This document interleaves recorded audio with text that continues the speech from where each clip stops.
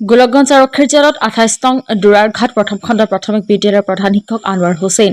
প্ৰধান শিক্ষক আনোৱাৰ হুছেইনৰ বিৰুদ্ধে এগৰাকী কোচ ৰাজবংশী নাবালিকা কিশোৰীক প্ৰেমৰ জালত ফচাই লাভ জেহাদৰ অভিযোগ। গোলকগঞ্জ থানাত এজাহাৰ দাখিল কিশোৰীগৰাকীৰ পিতৃয়ে।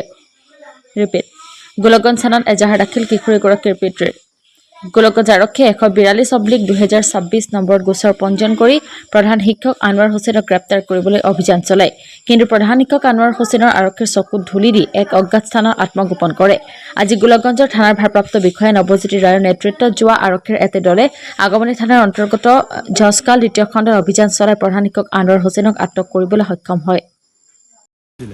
ঘটনাটো হ'ল যোৱা কেইদিন ধৰি 4 দিন হৈ গ'ল ঘটনাটো হোৱা। আজি আমাৰ নৱজিৎ ছাৰে তাক কৰায়ত্ব কৰিলে, ইতিমধ্যে ভাল লাগিলে, ছাৰকো ধন্যবাদ জ্ঞাপন কৰিছোঁ আমি ৰাষ্ট্ৰীয় বজৰং দলৰ ফালৰ পৰা।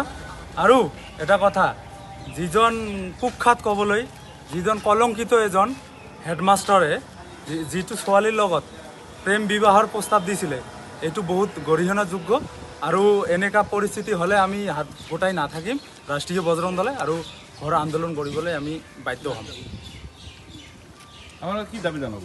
আমালোকে এইটোৱে দাবী জনাওঁ যে অসম চৰকাৰক যে অতি শীঘ্ৰে এইবিলাক স্কুলে যাইখিনি তদন্ত কৰিব লাগে, কোনে কি আছে ৱাৰ্ণিং দিব লাগে টিচাৰবিলাকক যে এনেকুৱা হ'ব নালাগে। কলংকিত টিচাৰ যদি ইহঁতে আমাৰ স্কুলৰ কেনেকুৱা সুৰক্ষিত থাকিব, আমাৰ ছোৱালীবিলাকে কেনেকুৱা থাকিব, ষ্টুডেণ্টবিলাক কেনেকুৱা সুৰক্ষিত থাকিব, এইটোৱে আমাৰ প্ৰশ্ন।